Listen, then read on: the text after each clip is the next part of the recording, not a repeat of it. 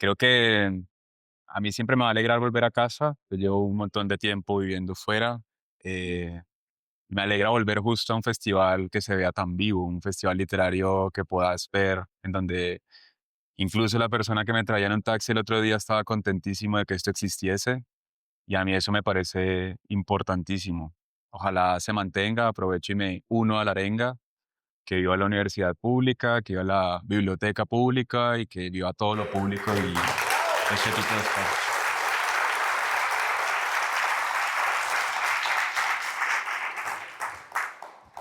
Seguramente ya la conocen, seguramente ya la habrán leído. Sin embargo, vale la pena hacer una breve mención bibliográfica de Dolores.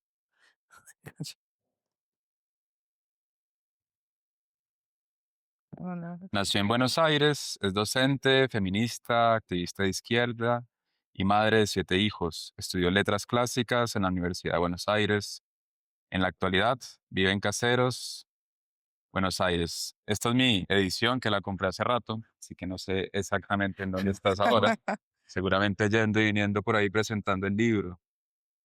Yo quiero comenzar la charla contándote que el otro día, de hecho, venía a presentar otra argentina, yo diría que es Colombo Argentina hoy en día, que es María del Mar Ramón, claro. ¿no?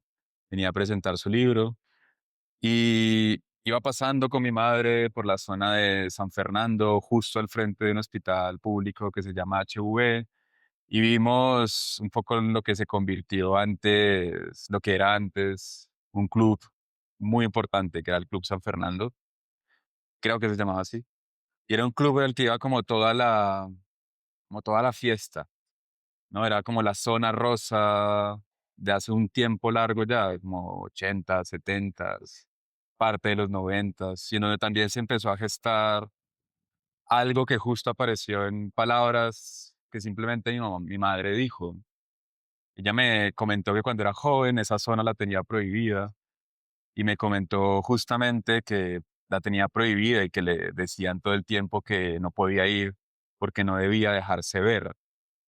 Y a mí eso me llamó la atención, le dije a qué se refería con no dejarse ver, y se refería a algo que es muy cotidiano también, y que seguramente ha aparecido también de forma muy, casi que sin decir nada, como si se estuviera hablando de cualquier cosa en muchas conversaciones entre familiares en Cali. Y es que hubo una época en donde a las peladas jóvenes, peladas, las chicas, como les decimos acá, se las llevaban narcotraficantes simplemente porque las veían y se atraían. O las seleccionaban, las dejaban como vistas, Mm. como si fuese una suerte de producto y luego o la perseguían o simplemente se la llevaban. Y estas chicas pues no volvían a su casa. A mí algo que me encanta de tu obra tiene que ver mucho con que a mí me da un tono para escribir, precisamente porque es una obra que todo el tiempo se está fijando en el lenguaje más cotidiano. Está muy atenta a la forma en la que hablan las personas, más no cualquier persona, sino una persona de un territorio muy particular. Y sobre todo está atenta a eso que parece que no están diciendo, pero que justamente en eso que se ha vuelto silencio, que se ha llenado con otro eufemismo, pues aparece algo muy doloroso y desgarrador, como pueden llegar a serlo, pues una cantidad de mujeres que han faltado y que nos siguen faltando. Yo quisiera que comenzáramos por ahí. Digamos, ¿qué lugar ocupa la oralidad en tu obra y cómo esa oralidad todo el tiempo nos da cuenta de una relación territorial, pero al mismo tiempo con una serie de silencios que detrás o de fondo nos dejan entrever o percibir todo tipo de violencias, particularmente la violencia de género? Bueno, gracias, Carol. Primero, estoy muy contenta, muy emocionada por estar en Cali por primera vez y por haber recibido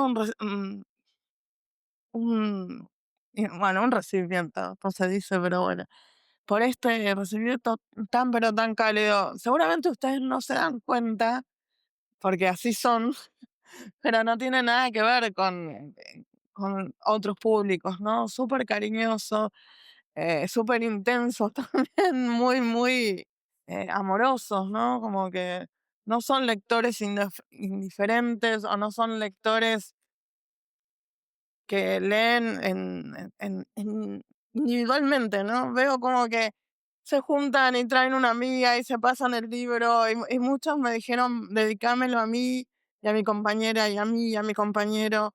Son muy, muy cálidos realmente y es un gusto estar acá de nuevo. Sí hay un trabajo muy intenso con la oralidad que no es un capricho. Primero, para mí una novela no es nunca nada más que trama, ¿no? La trama es algo muy importante, por supuesto, en una historia, pero también un libro es un estado de lengua, ¿no? Cada libro propone un trabajo de lengua particular y ni siquiera se repite de libro a libro, ¿no? Yo me preocupé muchísimo porque eso en particular no se repitiera. Y bueno, no es lo que encontrás cuando empezás a leer la novela, no a leer la novela, a trabajar, no a escribir. Quizás el tono lo encontrás cuando vas por la mitad de la novela, ¿no? El tono real, las voces reales, porque incluso Come Tierra es una novela que está íntegramente armada por la voz de Come Tierra. Entonces es su forma de ver el mundo, lo que la Tierra le muestra, lo que genera con los demás, eh, absolutamente filtrado por su voz. ¿Por qué digo que no es un capricho? Bueno, justamente tenía ganas de contar esta historia, que es una historia muy sencilla, ¿no? Una chica que descubre que tiene un don, que es, bueno, conecta con lo que la Tierra sabe. Dejamos una huella en la Tierra que habitamos, ¿no? Algo de nosotros queda tatuado a fuego en esa tierra, algo de la memoria, algo de la historia, algo de la experiencia, quizás algo del alma, de acuerdo a las creencias de cada uno, y eso queda ahí cifrado, ¿no? Y Come Tierra lo que hace es, bueno, tragar esa tierra porque se lo pide a alguna madre, algún padre, algún buscador, y conectar con, bueno, eso que la tierra le muestra, que sabe de esa persona que está faltando. Eh, Ella es hija de un femicidio, ¿no? No les estoy spoileando demasiado porque en la apertura de la primera novela nos enteramos que ella descubre su don justamente cuando se están llevando a su mamá al cementerio. Nadie le explica por qué esa madre tan joven, vital, absolutamente llena de vida, hasta ayer de repente está muerta, ¿no?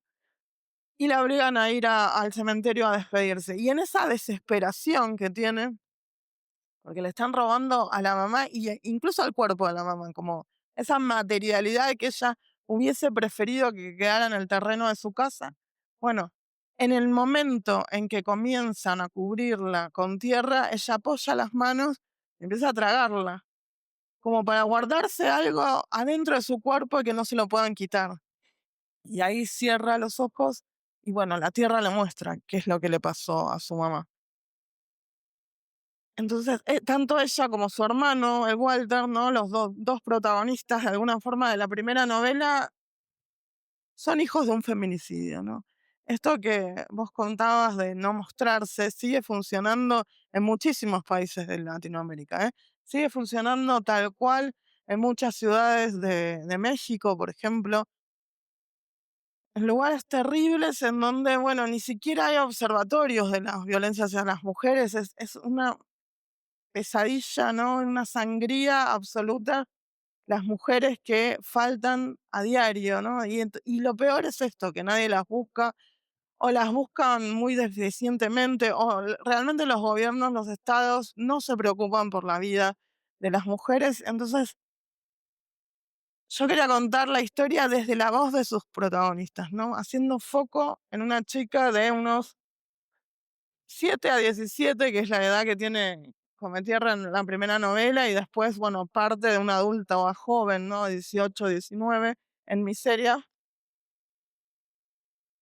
No por un capricho, sino porque, bueno, son las voces silenciadas, ¿no? ¿Y por qué digo silenciadas?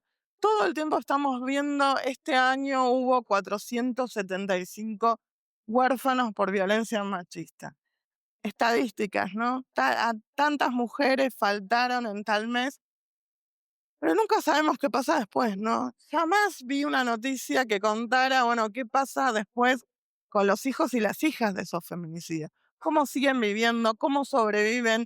¿Qué es lo que pueden construir? cómo, bueno, le ganan a la violencia en el día a día. Y pensar en Cometierra me dio esa posibilidad, de alguna forma acompañar a Cometierra y al Walter durante años, me permitió pensar, bueno, cómo construían otra cosa para ellos. Estamos presentando en teoría, o así se llama el evento, más directamente Miseria, pero ya que la una tiene búsquedas o personajes o hace parte justamente de un mismo universo narrativo, pues es imposible estarse separando lo uno de lo otro, entre otras cosas, porque ese gesto de buscar en la tierra vuelve y se repite, y además no solo se repite en la novela, sino que se repite en la vida real, ¿no? Digamos, aún nos siguen faltando mujeres y aún nos siguen faltando personas. Aún hay personas buscando a sus familiares a lo largo y ancho de Latinoamérica por todo tipo de dictaduras. Entonces, me parece muy interesante que también mi serie de alguna manera repita o insista también en eso, ¿no? Digamos, alguien podría preguntarse como por qué escribir sobre lo mismo, pues yo creo que hay una respuesta muy clara, ¿no? Como también como una posición política respecto de es que no se ha ido la misma espera y no se ha ido las mismas voces que todavía buscan, todavía se escuchan. Y hay otro gesto en ambas novelas que a mí me parece muy interesante, y es que ambas llevan el nombre de mujeres, ¿no? Y eso también es importante mencionarlo porque no son una mera cifra, no son nadie, son, y no son libros. Algo que me parece muy bello también de tu literatura es que yo no siento que esté leyendo libros, yo siento que estoy leyendo mujeres, ¿no? Y que me estoy aproximando a ellas.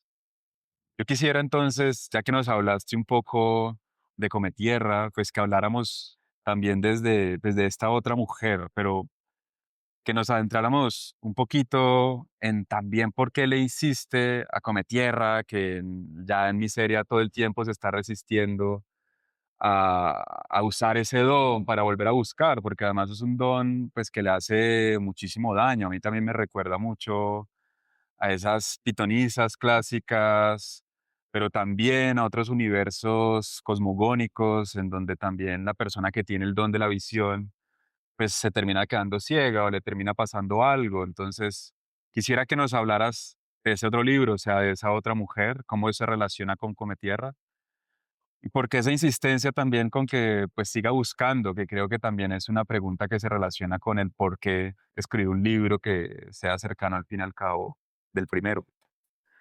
Bueno, Miseria es un personaje magnético, ¿no? Aparece hacia el final de la primera novela y Cometierra se la queda mirando como fascinada, no entiende qué es tan chica y tan descarnada que no sabe si es un pibito, una chica o qué, pero sin embargo es como el alma de la fiesta, ¿no?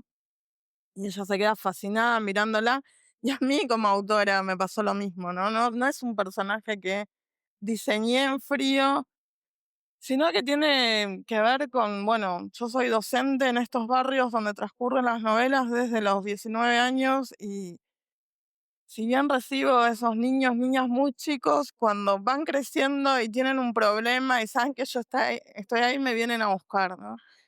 Y mi serie es una suerte de homenaje a un montón de alumnas que he tenido a lo largo de todos estos años, flacas, descarnadas, que uno las miraba de reojo sin que lo noten y reflexionabas, ¿cómo puede ser que una criatura tenga que soportar tanto, ¿no? En ese cuerpo, cómo ese cuerpo puede aguantar tanto y cómo esa vida puede aguantar tanta tristeza, tanta pérdida, tanta pobreza, tanta desolación.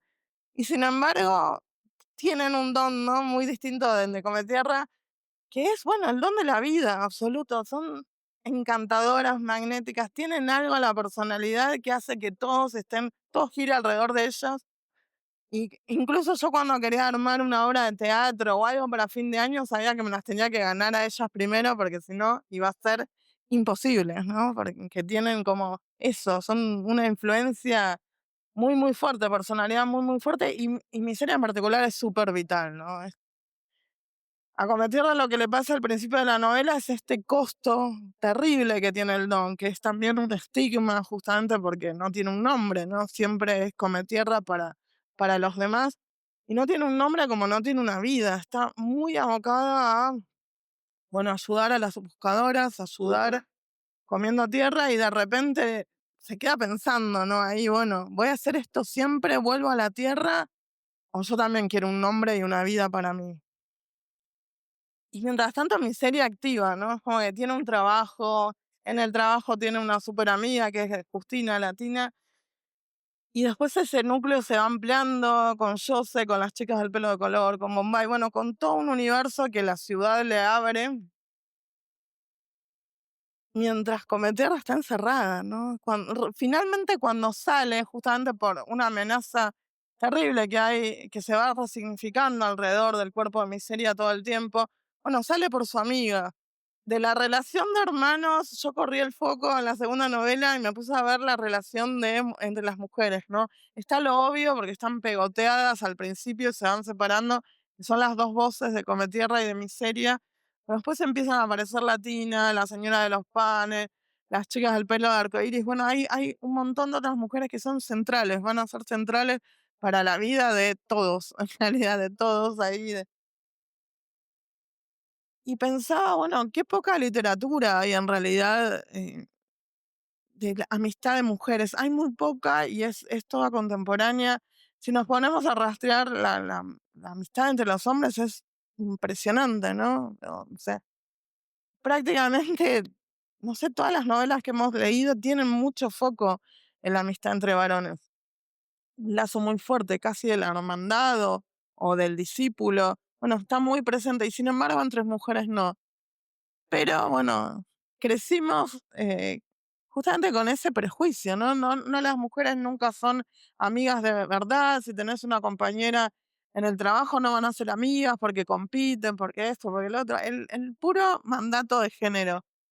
Y si me pongo a analizar, bueno, yo no estaría aquí sin otras mujeres escritoras que me alentaron, que me acompañaron, que me siguen acompañando hasta el día de hoy. Y seguramente a muchas de todas ustedes les pasa lo mismo. ¿Y por qué ese tema no era literario, no? Entonces pensé en mi serie y pensé en Cometierra.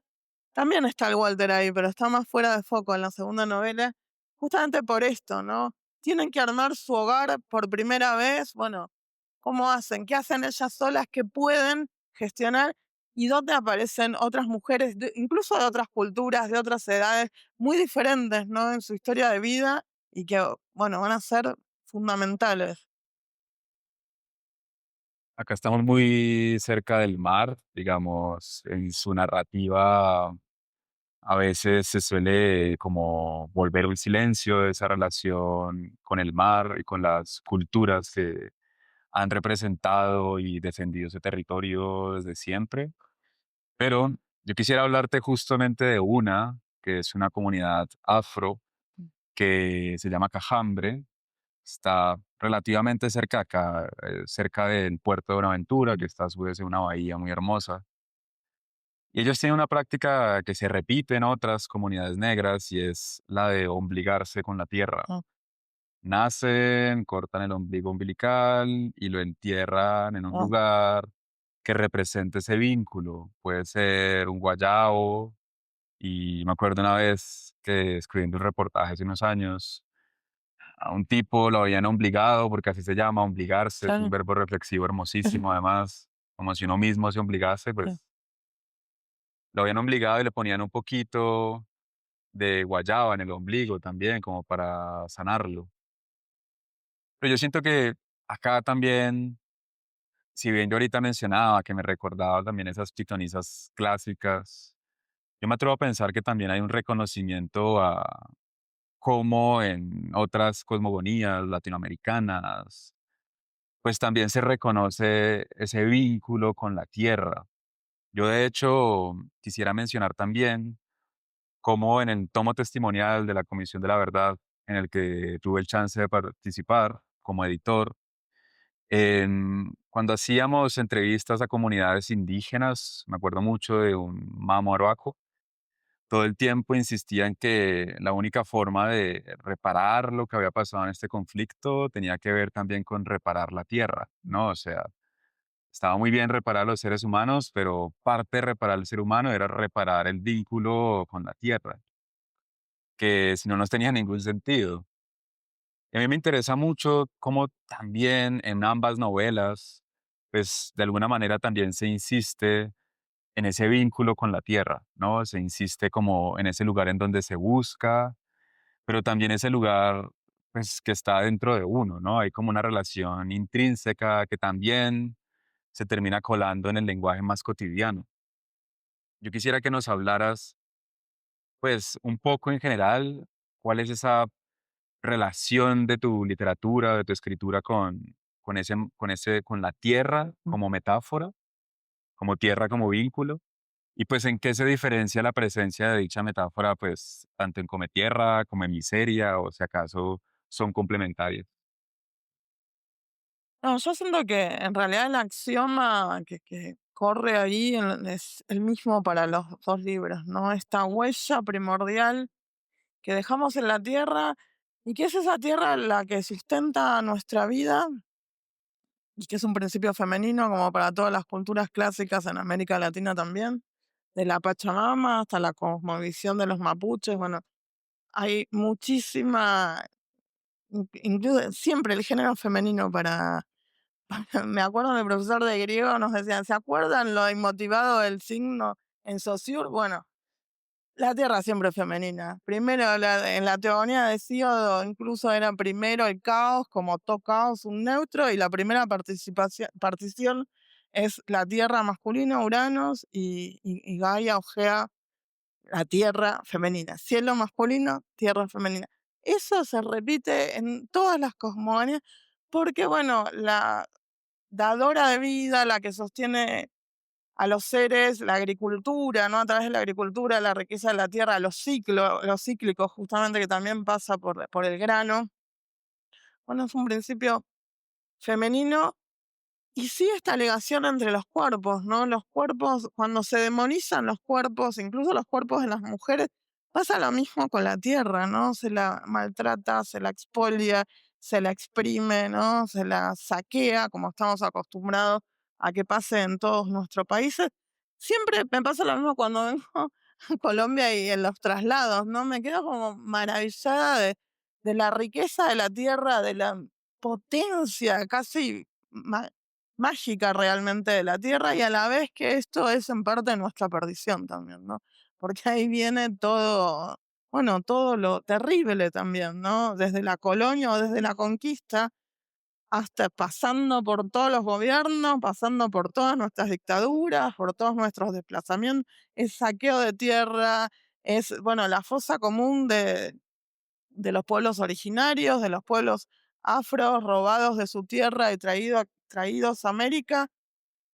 Siempre lo mismo, no alcanza con matarlos, sino que hay que desaparecerlos, y para desaparecerlos, bueno, los ocultamos abajo de la tierra. Entonces, está esa otra cara de la tierra también, incluso para las desaparecidas en democracia que estamos siendo las mujeres en estos momentos, sobre todo, por supuesto que hay muchísimos más, pero las mujeres, bueno, la violencia de género es una sangría que hasta hace pocos años ni siquiera tenía nombre, ¿no? Para ser llamada con corrección.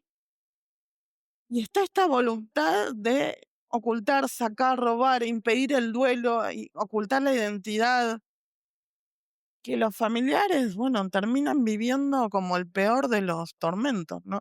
Años y años buscando un hijo, una hija.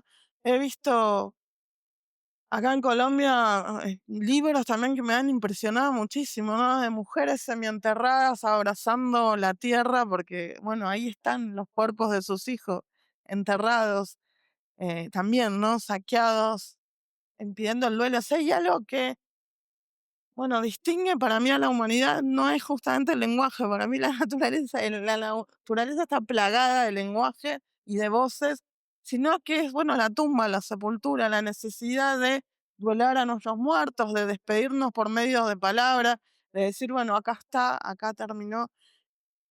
Y yo quizás lo trabajo como una metáfora, pero no lo viví como una metáfora, ¿no? Nací en Buenos Aires en 1978, plena dictadura de Videla, y crecí viendo organizaciones que buscaban a sus hijos e hijas en la tierra y las siguen buscando, ¿no?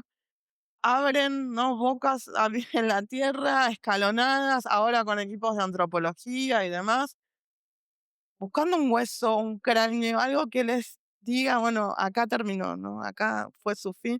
Justamente para esto, para abrazarlos por última vez, para despedirlos, para cumplir un duelo o empezar un duelo y poder empezar a sanar, porque si no, no hay posibilidad de sanación, ¿no?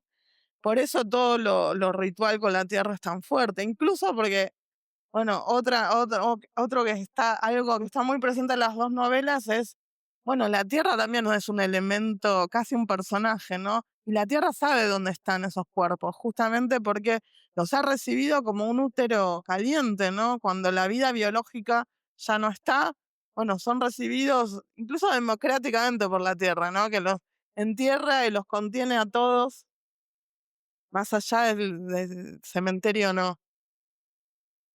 Pero ¿qué pasa? Están los buscadores y por el otro lado está la Tierra que sabe y no puede comunicarnos, ¿no? Y como Tierra lo que hace es, bueno, ser el pequeño vínculo entre los dos, ¿no? Entre lo que sabe la Tierra y le muestra a ella y entre, bueno, los buscadores y buscadoras que la vienen a consultar o las fotocopias, ¿no? En las paredes, que es una constante también en toda Latinoamérica, ¿no? La desesperación de los buscadores que fotocopian los rostros de sus hijos e hijas y las exhiben y las pegan por todos lados para saber justamente dónde están, si alguien las vio. Si ya es absolutamente terrible y contra la naturaleza que sean padres y madres quienes entierran a los hijos en vez de al revés, bueno, todavía es peor cuando ni siquiera está ese cuerpo para despedirse. Hay, hay algo que a mí me parece importante reconocer y es que por lo general quienes buscan, sean a otras mujeres o sean a sus hijos, a sus hermanos, a sus padres, son insistentemente mujeres, ¿no? Uno se encuentra más fácilmente con colectivas, con grupos de madres, todo el tiempo insistiendo. Y y en ambas novelas, pues obviamente ese impulso también viene de estos dos personajes femeninos, de esa existencia de que algo no está. A mí eso me parece importante porque también si yo lo pensase como autor, no sé, tampoco me termina de convencer en mi cabeza y también en términos personales que quien me buscaría a mí con tanta Sí, tenacidad y por tanto tiempo sea un amigo. No, yo creo que la que más me buscaría con una tenacidad que me da como una suerte también de arraigo terrenal es mi madre. Y de hecho, ambas novelas a mí me hacen pensar mucho en este documental que cuando salió más o menos en 2010 fue tan visto y que es buenísimo desde mi punto de vista, que se llama Nostalgia de la Luz. ah, Y que hay todo el tiempo un juego de espejos muy poderoso y muy bello de cómo en el desierto de Atacama, terrible. pues hay astrónomos mirando y buscando en en las estrellas el origen de la vida, mientras que en tierra, en el mismo desierto, pues hay también, ¿no? Ahora, Rastros de ese mismo origen, pero también hay rastros de personas sí, desaparecidas. Y en últimas, pues está como todo ese impulso, ¿no? Extranjero también de llegar a ocupar este lugar y mirar afuera. Pero pues al final lo que terminan encontrando los que miran hacia atrás, hacia allá, hacia el exterior es lo mismo, ¿no? Y hay un momento en el que el documental insiste y nos recuerda cómo el calcio que está en nuestros huesos se produjo por eh, encuentros cósmicos entre estrellas, ¿no? O sea, somos, literalmente somos polvo de estrellas y se insiste en eso, ¿no? En eso que estás buscando afuera, pero realmente las que están buscando acá, ahí, y además hay imágenes muy conmovedoras de cómo se encuentran con piedritas y las tratan con un cuidado, porque pues capaz si no es una piedrita, capaz es una claro, falange, capaz claro, si es un pedazo de cráneo, ¿no? Y lo recogen y lo cuidan. Y yo sí quisiera que, bueno, que desde tu perspectiva tratásemos también de entender por qué suelen ser sobre todo, pues, mujeres las que buscan no únicamente a otras mujeres o a sus amigas, sino en general, las que insisten justamente con esa búsqueda.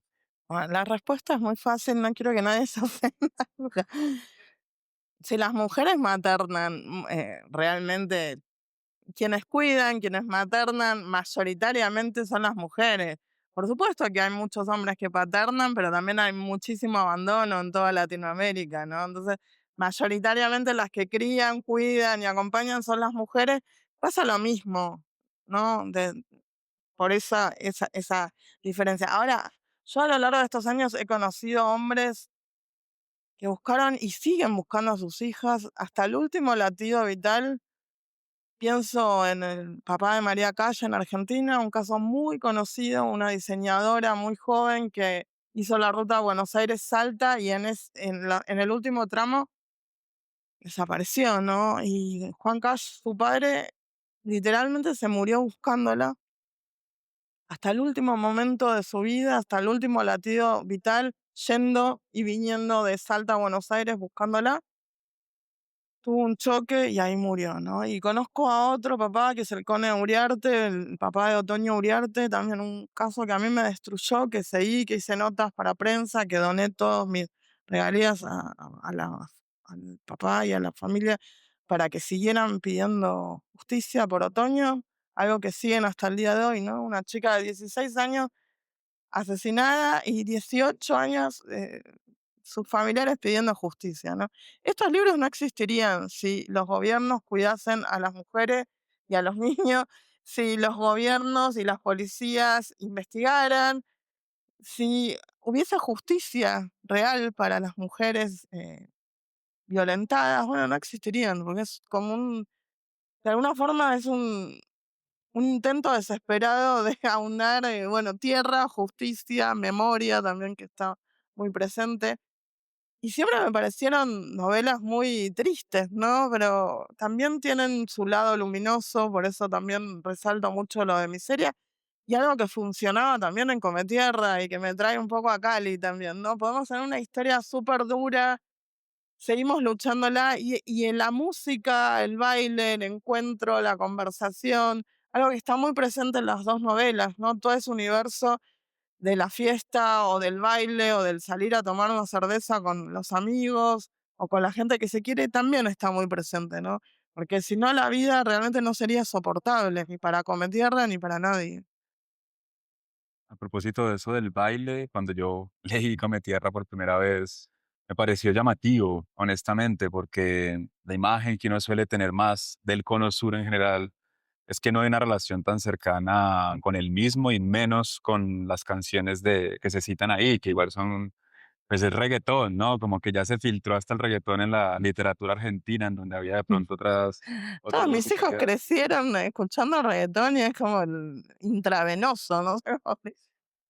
De hecho, cuando fue la gira de despedida de Yankee, casi me asesina. Tipo, no es optativo. Comprame una entrada porque esto es toda mi adolescencia. Ya tengo que ir a despedirme. Y además la cumbia, ¿no? Que está Sí, sí. muy, muy presente. Y que, bueno, es eso, ¿no? Es muy lindo porque muchas veces en estos lugares que yo cito acá, Rescate, Tentación, se juntan tres generaciones, ¿no? Van los pibes, adolescentes, pero también va la madre y capaz que va el abuelo, o va el padre y va el abuelo, y cada uno en la suya, porque te junta eso, la música, y sobre todo la música es cumbia reggaetón, claramente. Propósito también, digamos, de estos ejercicios de memoria, de lo testimonial, tanto en ejercicios de búsqueda como en la escritura en particular. Yo quisiera comentarte o traer la voz de otra mujer que quedó consignada en el tomo testimonial, en un testimonio que tiene un título que es La hija del jinete.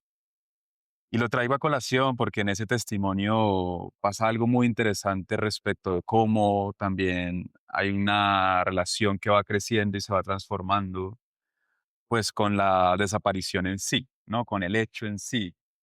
Que eso creo que en Come Tierra, pues alcanzamos a ver un personaje que se encuentra con este don, pero que no termina de entender, pues, del todo, en términos políticos, sociales, económicos, pues, por qué desaparecen las personas que ella está buscando. Y luego, en Miseria, de pronto ya hay un momento o una mirada que se relaciona con ese don de una forma un poco más madura, un poco más consciente, y no en vano le rehúye, pero al mismo tiempo ya no solamente ven dónde están las personas, sino que también entienden las razones estructurales que hacen que esas personas se desaparezcan. En La muerte del jinete, digamos, es cuando es una niña, ella va a la escuela y le dice que pinte a su familia. La niña hace el dibujo y no pinta un padre. La profesora le dice que el dibujo está mal, que dónde está el papá. La niña llega a la casa y explica lo que acaba de pasar. La mamá le dice cualquier cosa, se sale por la tangente. Y entonces un día alguien va a la casa y lleva como unas fotografías, ¿no? De esas que lleva unos marcos más bien, y dentro de los marcos hay fotografías que a veces vienen con los marcos. La niña ve un tipo que le llama la atención, que es como una suerte de cowboy americano, de hecho, no son estos vaqueros Ah, colombianos en los llanos, y simplemente concluye que como nunca vio el cuerpo de su papá, pues su papá es ese, ¿no? Y empieza a escribirle cartas. Años después, cuando hay una audiencia de reconocimiento del cuerpo, cuando pueden entrar al territorio en donde están enterrados, no solo el padre de esta mujer, sino también otros familiares, porque no es que no se supiera dónde estaban, sino que no podían entrar porque les habían quitado la tierra. Ella quema esas cartas y siente que su padre ha muerto, que la imagen que ella había construido de su padre había muerto encontrando a su padre. Y entiende muy bien, pues porque está más grande y todo lo que hizo que su padre desapareciera y se convirtiera simplemente en un jinete, también se quiebra, ¿no? Es como que hay algo muy parecido también en ese tránsito entre las dos novelas con respecto de esa conciencia de Cometierra de Sudón, pero también del por qué desaparece la gente. Yo quisiera que nos hablaras cómo se da la evolución de esa mirada y la conciencia de ese don. sí, yo estoy muy de acuerdo con tu lectura porque también siento que acompaño al personaje en ese crecimiento. Yo hice un ejercicio y lo hago cada vez que escribo de borrarme yo, borrar mi experiencia, borrar mis lecturas y acompañar a los personajes, ¿no? Que tienen una experiencia quizás muy distinta de la mía, porque soy mucho más grande sobre todo. Entonces, Cometierra hay cosas que claramente en la primera novela no llega a entender. Incluso ella va obsesionadamente a seguir casos, viendo, tratando de mirar cuál está vivo todavía. Entonces, cuál puede rescatar. Ella se obsesiona con eso en Cometierra en particular. Y porque no entiende también la importancia de devolverle un cuerpo a una buscadora, ¿no? Por supuesto que en este devenir se va a encontrar ante esta situación un montón de veces. Y ahí algo va haciendo un clic, ¿no? Y empieza a comprender esa necesidad brutal. Cuando las novelas salieron me pasó varias veces lo mismo en Argentina, ¿no? Que me buscaban, que venían quizás a la escuela donde yo trabajaba, que me buscaban en mi casa, en las así en los lugares de lecturas y de presentación, siempre se quedaba alguien y me decía lo mismo, ¿no? Que por favor contactame con la vidente. O incluso me preguntaban si la vidente era yo, que a veces era como, no, es un montón. Me han llevado a club de lectura, me han puesto tierra en el medio y era como, no, no, esto no pasará y no va a pasar nunca. Pero claro, uno se ríe y se imagina dando un discurso académico de la diferencia de la realidad y la ficción, hasta que una vez una señora me fue a buscar a la salida de la escuela de mis hijos, me clavó en las uñas a los más chiquitos que miraban así como diciendo, ¿qué pasó acá? Y desesperada, contactame con Cometierra, yo tratando de explicarle muy torpemente, hasta que la señora me dijo, yo hace 30 años que no sé nada de mi hermana. La buscamos, pero la buscamos todos, porque esto es así. En un principio la buscan todos, la busca toda la familia, la busca todo el pueblo, la busca todo su grado, ¿no? Sus compañeros. Y después la vida sigue, 30 años después, por supuesto que cada uno hizo su vida, se casó, lo superó, pero hay alguien siempre que queda ahí y es parte de mi obsesión también, ¿no? Ese que no suelta, esa que no suelta, que queda ahí buscando y buscando y buscando, ¿no? Y esa certeza que tienen que están solos, que ya nadie más busca salvo ellos y muy, muy en soledad, ¿no? Porque estas desapariciones que no tienen que ver con la política, bueno, hacen parecerles muchas veces que no hay conexiones entre las desaparecidas, ¿no? Por supuesto que si empezamos a ver, sí que las hay. A propósito de la búsqueda, digamos, a mí me parece interesante también, pues, que se entienda que esa persona que capaz sí es la que ya queda como aguantando la búsqueda, pues, al final también es una persona que se termina ella volviendo a sí misma como una suerte de alguien que es encontrado por la búsqueda, ¿no? Sí, totalmente. Yo sé que acá en Colombia les gusta mucho Cerati y Soda Stereo. No, para nada, no. Siempre que vengo escucho y alguien me termina diciendo soy fan de Cerati y bla, bla. No sé si saben lo que pasó hace poco en la casa de Cerati, que encontraron un cuerpo de un chico adolescente que falta hace, no me acuerdo, 30 y pico de años, teniendo una guasada de años. Obviamente que Cerati no tiene nada que ver, pero siendo él que alquiló la casa un año, los titulares eran, bueno, apareció un cuerpo en la casa de Cerati, bien amarillistas para garantizarte que lo vas a leer, ¿no? Ese chico desapareció hace 30 años aproximadamente, no me acuerdo si eran 32 o cuántos, pero muchísimo. Cuando el padre fue a hacer la denuncia, no se la quisieron tomar. Le dijeron lo que le dicen a las madres de las pibas, ¿no? No, seguro que se fue con una novia. Y el hombre decía, es absolutamente imposible que mi hijo se vaya con una novia y no me avise. Lo desestimaron, lo desestimaron, lo desestimaron un montón de veces. Le decían que seguramente había habido un problema familiar. De hecho, la primera de las carátulas era como fuga del hogar, una cosa así. Nunca investigaron como corresponde. Cuando esas primeras horas son vitales para encontrar a alguien que falta, ¿no? Desestimaron, desestimaron. Y el padre de él murió en una bicicleta atropellado, donde llevaba una libreta con todas las investigaciones que hizo durante años él mismo, ¿no? Como si fuese un profesional, un investigador de género policial, bueno, eso, ¿no? Eso a lo que condenan muchas veces a los familiares, a que pongan un impasse en su vida y se suban a una bicicleta, a un auto o a lo que sea para buscar ellos, cuando en realidad es obligación de quienes tienen los recursos y a quienes les pagamos para que hagan eso, ¿no? Hay una novela que a mí me gusta muchísimo y que dialoga perfectamente, como muchas otras, pues, con lo que has escrito, que es El Invencible Verano de Liliana. Y bueno, Hay algo que hace Cristina y es justamente leer o releer las cartas que le enviaba a su hermana, en donde no necesariamente le decía de la forma más directa que la persona con la que estaba conviviendo en ese momento y que luego la termina asesinando, pues la había amenazado tampoco de una forma tan directa, ¿no? Pero cuando ella relee mucho tiempo después de esas cartas, quizás con un lenguaje que se ha removido y que se ha buscado y en el que se ha insistido y que ya se ha vuelto también parte de la cotidianidad, afortunadamente, pues ella nota en los silencios y en las palabras, nota el peligro, ¿no? Es ahí tiempo después en donde dice, esto que me estaba diciendo y que parece cualquier cosa hace 30 años, hoy en día yo puedo leerlo porque he escuchado también a otras personas hablar, porque he leído a otras mujeres, puedo yo también saber que ese comentario no es tan inocente.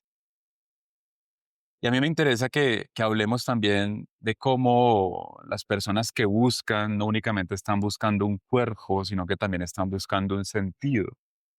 Y en esa búsqueda de sentido también, particularmente, pues en toda búsqueda, pero particularmente en la búsqueda de mujeres desaparecidas hace un tiempo, también se estaba buscando las palabras, pues para referirse a lo que les había pasado, que no era cualquier cosa, que no era un lío de faldas, que no era un crimen pasional, sino que era mucho más que eso, pero incluso buscando a esas personas, a estas mujeres hace unos años, pues también ese gesto insistía en buscar en el lenguaje las palabras que se contrapusieran a esos otras palabras, esos otros estereotipos, y que de alguna manera también dieran un verdadero sentido a lo que les había pasado.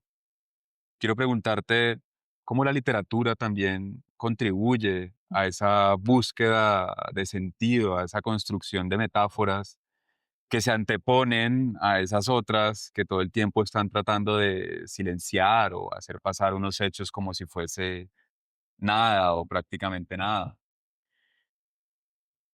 Bueno, un libro tremendo. Si no leyeron El Invencible de Verano de Liliana, léanlo, ¿no? Porque ahí da cuenta incluso de cómo nosotros vamos construyendo la lengua para referirnos a todas estas cuestiones. Y cómo cuando a Liliana la asesinan, eso no estaba, ¿no? No había ni siquiera los términos para referirse. Y ellos lo vivieron como lo viviría cada familia, ¿no? Como solos, con vergüenza, con impotencia, y quedó ahí, ¿no? Tuvieron que pasar 30 años para que esa lengua, ¿no? Y la violencia de género y el tema del femicidio se pudiera nombrar y se rompiese tanto la vergüenza como el silencio, como armas súper efectivas de la violencia para seguir perpetuándose. La literatura sí puede algunas cosas, ¿no? No puede todo. Ojalá Tierra existiera y pudiera ayudar a todos los buscadores. Eso es imposible, no puede, ni existe. Pero sí puede hacer cosas. De hecho, en una mesa que tuve con Cristina Rivera Garza, me acuerdo que de esto hablamos un buen rato. No solo es la violencia física, ¿no? Hay una violencia brutal del lenguaje sobre las mujeres violentadas, ¿no? Yo pongo un ejemplo, le dedico a Cometierra a Melina Romero y a Araceli Ramos. Melina Romero, uno de los femicidios más renombrados en Argentina de los últimos, no sé, 15 años. Una chica que estaba festejando su cumpleaños 17 y va a estas cumbia reggaetón, que es el rescate. Y ahí en el rescate, bueno, se la llevan engañada, un grupo de 5 hombres, ya en un lugar, la golpean, la violan, la someten, la terminan metiendo en un bolso todavía con vida y la arrojan todavía con vida a un arroyo contaminado, donde la estuvieron buscando un montón de tiempo hasta que encontraron su cuerpo. ¿Qué decían las noticias? La fanática de los boliches, la que había dejado la escuela, y un montón de epítetos que me cuesta mucho porque todavía siento una bronca y una impotencia porque justamente 4 de los 5 femicidas están libres hasta el día de hoy, ¿no? Y la madre, mientras esto era, bueno, se repetía hasta el hartazgo en la tele, tapa de todos los diarios, la madre diciendo a solo un periodista que la fue a entrevistar hizo una nota con dignidad y con, no sé, con emoción humana, diciendo, sí, mi hija había dejado la escuela porque tenía 3 trabajos, porque no podíamos pagar el alquiler y ella me ayudaba, ¿no? Vendía CDs truchos en la puerta del supermercado, tarjeteaba para un lugar bailable y no me acuerdo qué otro trabajo, por supuesto, precarizado y mal pago hacía también para parar la olla, ¿no? La construcción violenta que se hace en contra de las mujeres, incluso después de muertas, es impresionante. Y no es solamente quien está haciendo un comentario, son los elementos centrales de nuestras democracias. Es el periodismo, son las sentencias judiciales que son absolutamente misóginas y despectivas con la vida de las mujeres, ¿no? En el momento en que yo voy y te robo el celular a vos, y va a haber 10 millones de pruebas para que me condenen a mí. Ahora, si un grupo de 5 tipos agarra una piba, la muele a palo, la viola, imagínense la cantidad de fluidos, sangre, ADN, pelos, imagínenselo solo un segundo que queda ahí. Bueno, nunca hay pruebas, nunca las pruebas son suficientes porque se los libera justamente por falta de pruebas, ¿no? Incluso en el caso de Melina, no solo le hicieron esto a Melina, sino había ahí una chica menor de edad, una testigo protegida, Melody, de 15 años, no es ese su nombre porque está como testigo protegida, y que ella terminó aceptando tener relaciones con estos tipos, obviamente coaccionada, porque si no iba a terminar como Melina ahí mismo, ¿no? Y por eso declaró. Ni siquiera con una testigo protegida, con esa infinidad de pruebas que nos podemos llegar a imaginar, alcanza para que haya una mínima justicia. Yo ni siquiera creo que eso es justicia, ¿no? Porque realmente justicia sería que ellas estén vivas acá con nosotros. Entonces, lo que yo digo es que la violencia del lenguaje es central en nuestros estados. Ahora, la literatura puede hacer otra cosa y es lo que hizo Cristina. Erigir un otro discurso absolutamente respetuoso, afectivo, de darle valor a la vida de su hermana, ¿no? Porque no es una novela ni es un libro que la victimice, sino todo lo contrario, ¿no? Se llama El invencible verano de Liliana. Recuerda a través de esas cartas y esas cajas de las pertenencias, bueno, toda la vida maravillosa, pujante y llena de posibilidades de su hermana durante los años que vivió. Y esto es algo que vi infinidad de veces, ¿no? Hacer a mujeres, hacer a hermanas, hacer a padres, con una mujer violentada en la familia, ¿no? Pararse en un momento, incluso olvidarse de la justicia machista de nuestros países y empezar a valorar, hacer actos, hacer banderas, hacer encuentros y recordar quiénes fueron, por qué fueron tan importantes en la vida. Eso es algo que hace la literatura. Yo creo que no hay un mejor cierre. Yo por lo menos no tengo más preguntas y me encantaría que despidiéramos a Dolores primero con un aplauso y si Sí, sí. Gracias. Muchas gracias.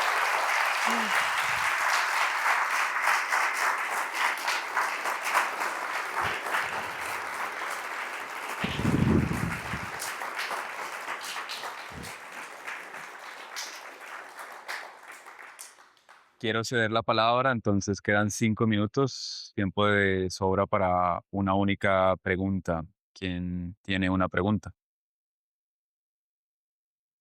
A ver, te escuchamos.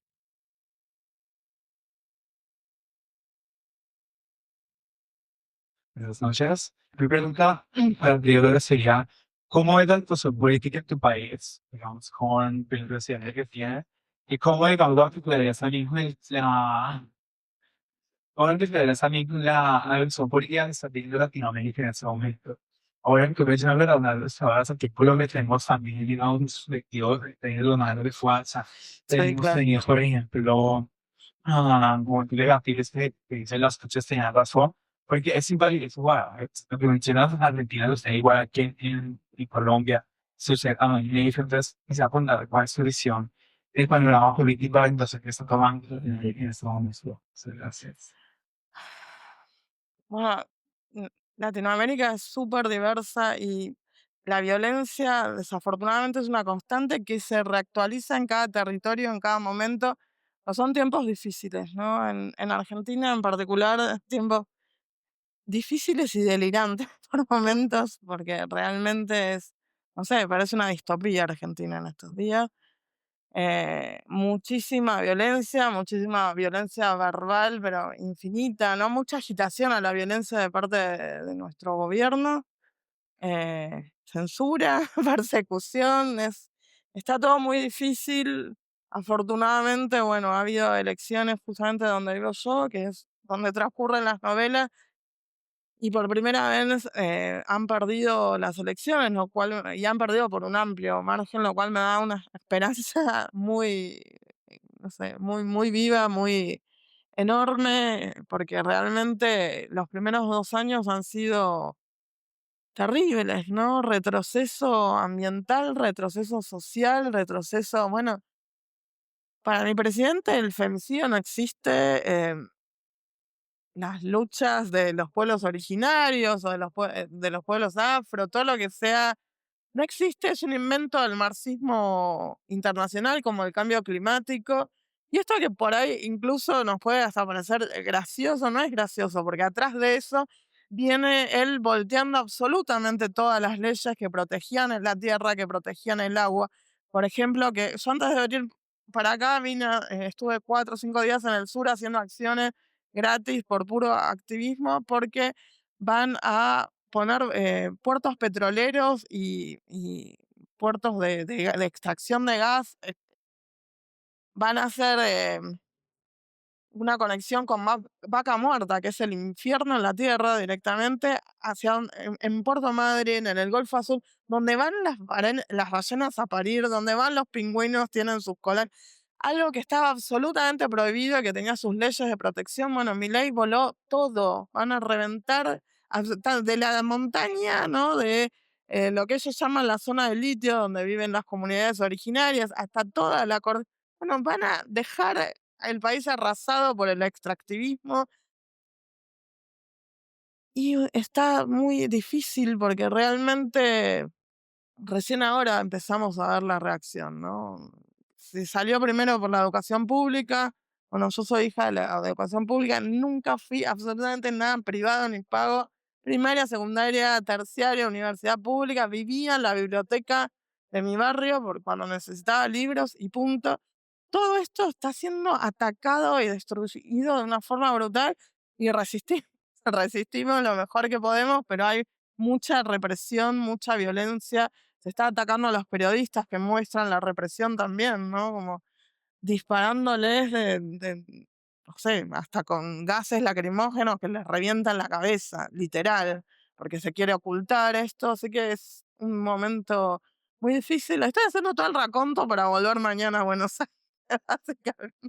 Pero no queda otra, ¿no? Si nos vamos todos, ¿quién los va a sacar? Así que hay que volver.